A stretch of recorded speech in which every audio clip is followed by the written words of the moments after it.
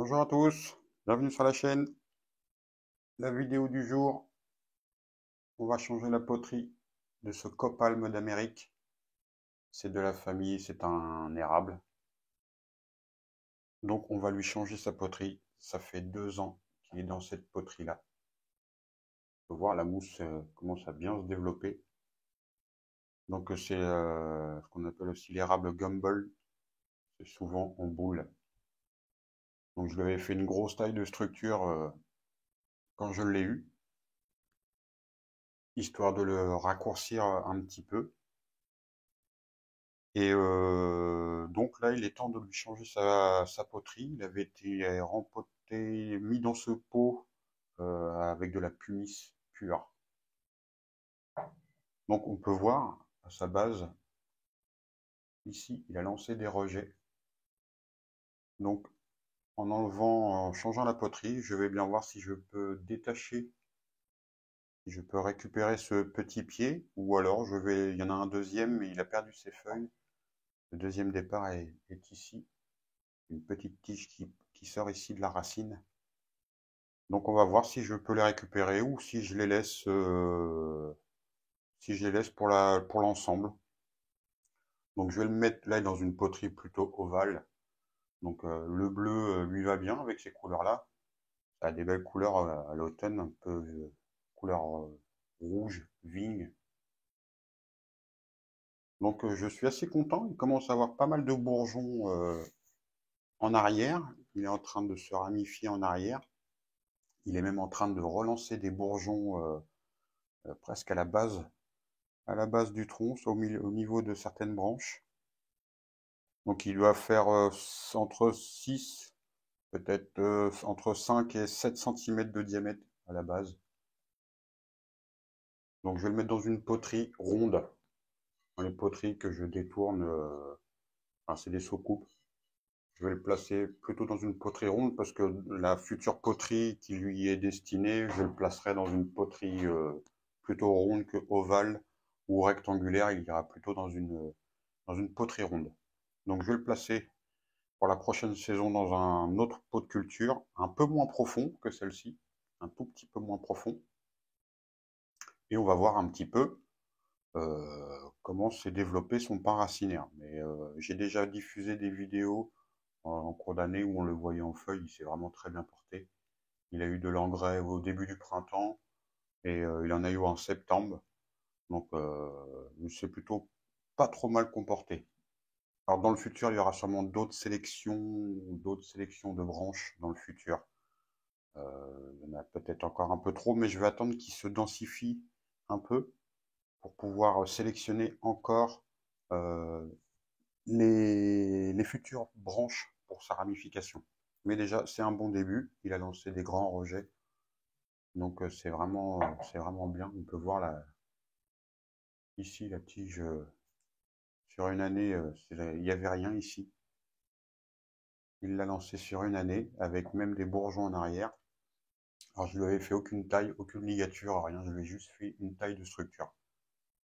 Donc ça va être la vidéo du jour, on va le changer de poterie et on fait un petit point en cours de vidéo. Donc on peut voir son paracinaire, il s'est quand même bien développé. Il commençait à faire tout le tour de la poterie, il est temps de le changer. Son paracinaire commence à faire tout le tour, il est temps de changer le pot.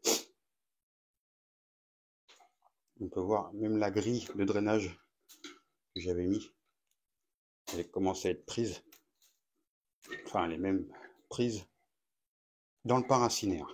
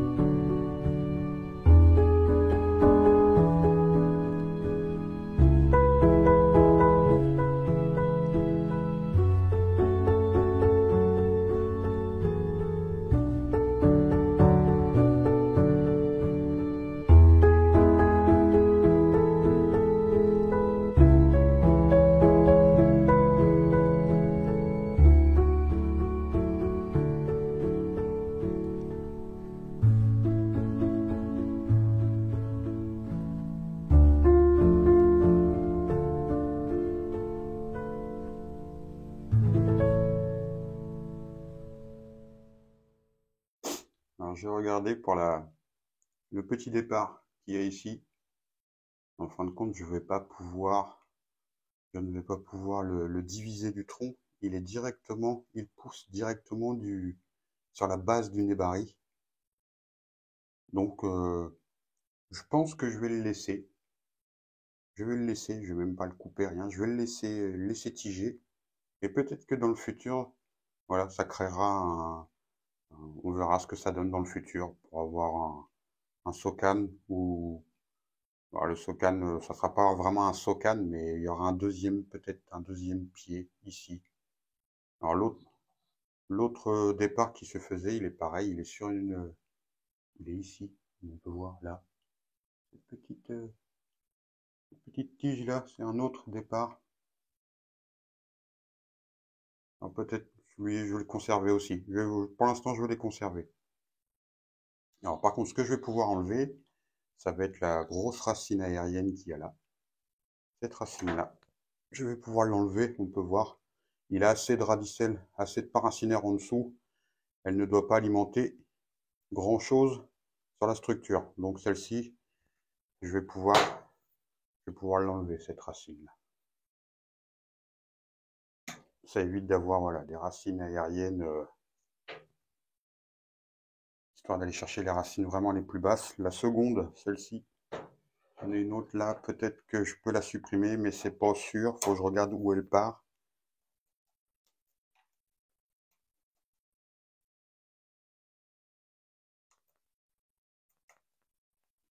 Ça va permettre de faire un petit nettoyage à la base Le nébari est vraiment juste là. Cette zone, vu que le pan racinaire est vraiment développé en dessous, certaines racines aériennes peuvent disparaître. On peut les enlever. Les racines du dessous ont pris le relais pour l'alimentation de l'arbre, donc on peut supprimer les parties aériennes qui va permettre d'avoir d'avoir une base relativement propre sans avoir trop de chignons, un chignolage de racines qui s'entremêlent. Le but dans le futur, c'est d'arriver à... Quand il y a des racines aériennes, vous avez des racines aériennes comme ça, comme celle-ci. Moi, ce que je fais, quand c'est les premiers rempotages, je les supprime pas tout de suite. Bon, bien sûr, si elle est à 10 cm du haut, je l'enlève, elle saute. Mais là, elle est à quelques centimètres du nébari au-dessus. Mais je la supprime pas à son premier rempotage, on va dire. Quand il est en pot de culture, je les supprime pas, histoire voilà, de lui donner qu'il ait de la vigueur pour pouvoir optimiser les chances de reprise. Après, quand les paracinaires sont assez développés comme celui-là, euh, certaines racines aériennes, dont celle-ci, elle n'a plus lieu d'être, je peux la supprimer aussi. Tout le dessous après le relais. C'est pas ça qui va l'affaiblir. Donc après, on n'est pas obligé d'aller essayer de les détricoter. On la coupe. Voilà. Et au moins, ça nous permet voilà, le nébari redescend. On cherche à aller chercher les racines qui sont encore un peu plus basses. Les laisser prendre, qu'elles soient à la lumière, qu'elles soient à la lumière, qu'elles soient prises, qu'elles soient au soleil, comme ça elles vont faire de l'écorce.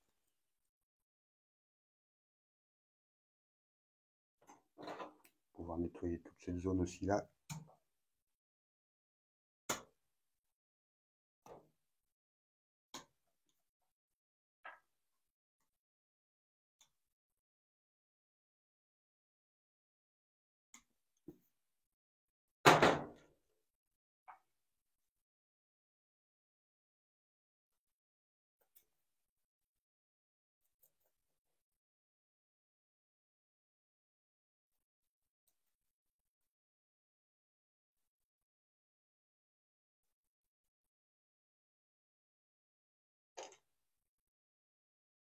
Donc voilà, cette racine là, je vais pouvoir, elle tourne.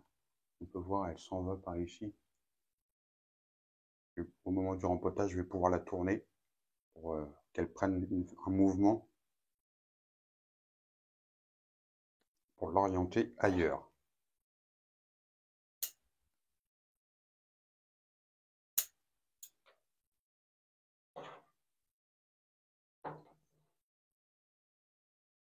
Donc sa base est quasiment finie nettoyée. On peut voir la base de son nébari, elle est juste là.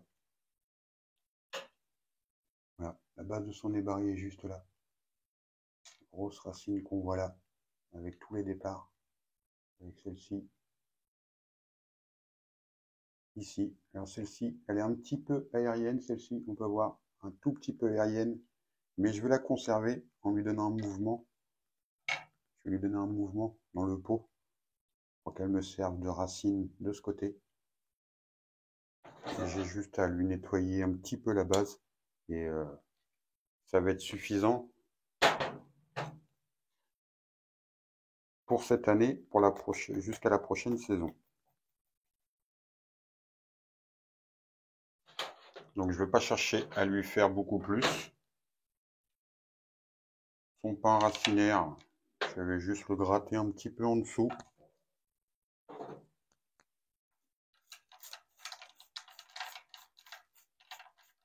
Juste le réduire encore un tout petit peu en dessous et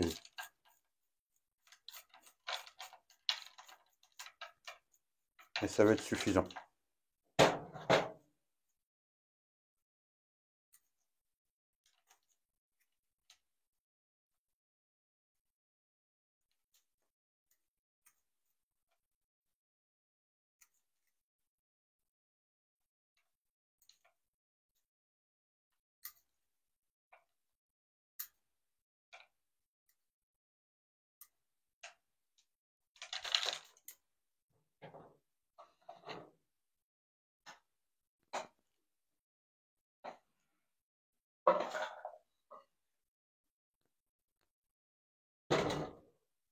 Donc voilà, il va être dans ce type de poterie.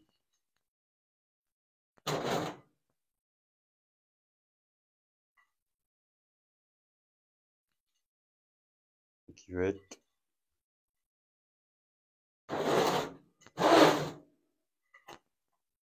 donc c'est une poterie qui fait à peu près 25 cm de large. Donc c'est à peu près la taille de pot. Quand il aura un pot, un vrai pot à bonsaï, ça sera à peu près le diamètre de pot qu'il lui faudra.